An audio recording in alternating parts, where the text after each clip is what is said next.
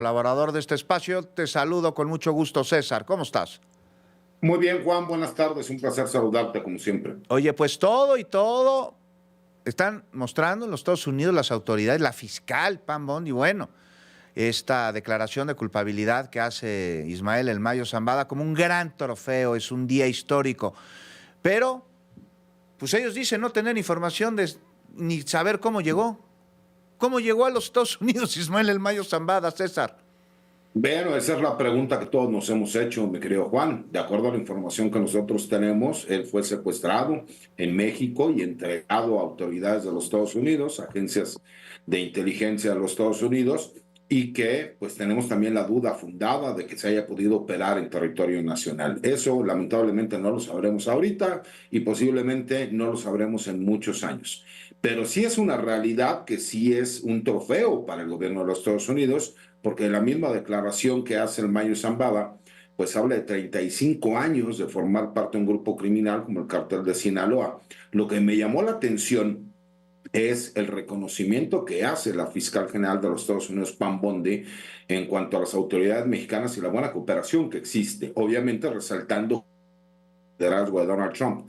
Y me parece que vimos por ahí un coqueteo de Terry Colt, el director de la DEA, respecto al gran trabajo coordinado y gracias al apoyo que reciben de las autoridades mexicanas, lo cual demuestra que sí hay un trabajo coordinado con respeto y que incluso a diferencia de lo que muchos esperaban, mi querido Juan, donde algunos incluso hacían señalamientos de que iban a salir nombres de políticos, de empresarios y de ciertas personas, pues obviamente parecería que no solo no sucedió eso, sino que vimos a un Frank Pérez, a pregunta que le hace Risco, como bien lo dices, muy bien reporteado, donde señala la información del Mayo Zambada se queda con el Mayo Zambada. Por lo Vamos a menos escuchar, ¿no? Vamos a escuchar la pregunta que hace mi compañero Javier Risco, con quien acabo de hablar en estos micrófonos, y lo que le responde el abogado del Mayo.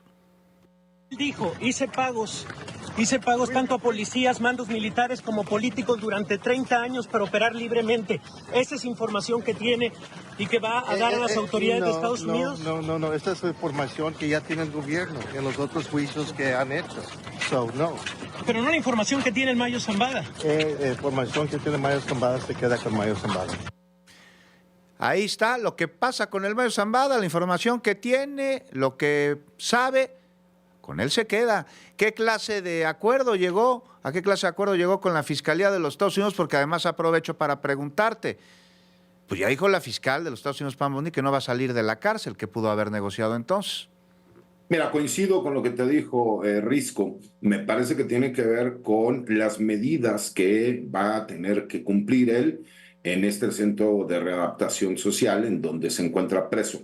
Y me parece que tiene que ver por el caso muy claro de que él es un hombre de 75 años de edad. No importa el acuerdo que él pudiera llegar, para él 10 años de sentencia muy posiblemente podía ser una sentencia de por vida. Y me parece que tiene que ver en ese sentido. Y dos, creo que también con esta lucha que está dando con las diferentes facciones en nuestro país de lo que es el cártel de Sinaloa respecto a lo que está sucediendo con Ovidio Guzmán y lo que está sucediendo con el Mayo Zambada. Sería ilógico pensar que no hay un acuerdo.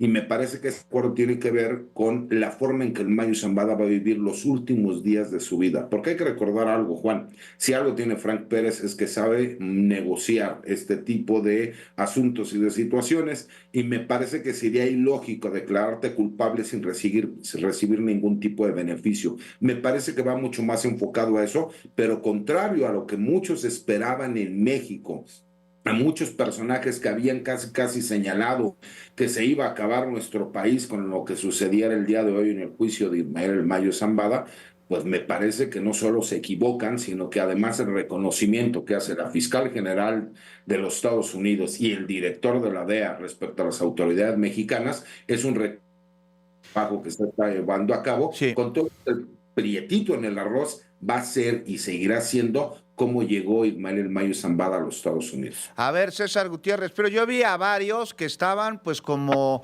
perros de Pavlov, ¿no? De los que utilizaba Pavlov para hacer sus experimentos, babeando, voraces ante lo que se diera a conocer el día de hoy. Y pues me parece que se quedaron remojándote entre sus babas, porque pues las autoridades de los Estados Unidos refrendaron que con México, con el gobierno de la presidenta Claudia Sheinbaum, hay colaboración, ¿no? No solo hay colaboración, agradecen los esfuerzos que se llevan a cabo, mi querido Juan. Hay que recordar algo, se tardaron 40 años en poder ver a un personaje como Rafael Caro Quintero que pudiera ir ante las autoridades de los Estados Unidos. Ese trabajo que se ha estado llevando por parte de las autoridades mexicanas, esa coordinación y los resultados que se han estado dando, lo hemos señalado, los números nos lo indican, son los mejores en los últimos 30 años en la para los grupos criminales en nuestro país. Ese reconocimiento y ese trato especial que tiene el gobierno mexicano, por supuesto que tiene que ver con estos resultados. Hoy, de forma abierta, una de las críticas más grandes que había por parte de una autoridad de los Estados Unidos, que era Pam Bondi, reconoce públicamente a nivel internacional que agradece a las autoridades mexicanas porque gracias al gobierno de México tienen los mejores resultados contra la lucha contra los grupos criminales que ella misma señala son considerados ya como grupos terroristas internacionales. Y que escuchemos al director de la DEA que salga a agradecer a las autoridades, me parece el coqueteo más claro de que está ofreciendo disculpas por aquella noticia que dieron a conocer con este operativo Portero. Y como bien lo mencionaba Jesús Esquivel, habla de grupos criminales, carteles de la droga, pero ahí dentro de esos carteles está hablando también de grupos criminales internos de los Estados Unidos y como bien lo señalabas el día de hoy, parece que pasó desapercibida la noticia. Pero el hecho de que sepamos que también se está yendo en contra de los narcotraficantes sajones, que son parte única y exclusivamente de los Estados Unidos, es una de las primeras veces que vemos que se dé ese tipo de operativos, porque curiosamente los malos siempre éramos los mexicanos, los latinos. Y el día de hoy podemos ver que esto es un negocio internacional que alcanza a todos, incluso a los mismos norteamericanos. A ver, César Gutiérrez, pero rápidamente, regresando a lo que sabe el Mayo, se queda con el Mayo. ¿Esto le conviene a las autoridades de los Estados Unidos? Porque parecería ingenuo pensar, ¿no? Que pues Ismael El Mayo Zambada, después de tantos años de llevar tanta droga, ya dio ahí la cifra entre 1980 y el año 2004, son millones de kilos de cocaína, pues resultaría ingenuo pensar que no sabe cómo se distribuye la droga allá en el país en el que está detenido, ¿no? Porque allá se distribuye, allá se consume, allá es el destino final. César.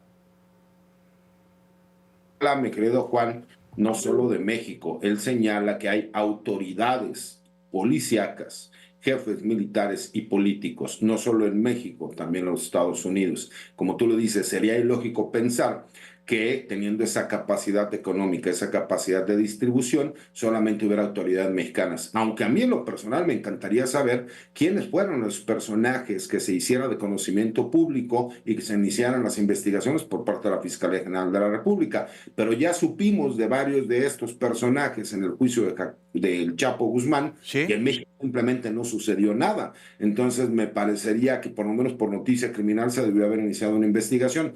Creo que sería irresponsable pensar que no hay ningún tipo de trato ni ninguna información que se vaya a dar, pero como bien lo comentó Jesús Esquivel, eso nos enteramos después del 16 de enero del 2026. Y nosotros pendientes de lo que sucede en esa fecha, si es que sucede en esa fecha. César Gutiérrez Priego, como siempre, muchísimas gracias. Al contrario, Juan, un placer, te mando un abrazo.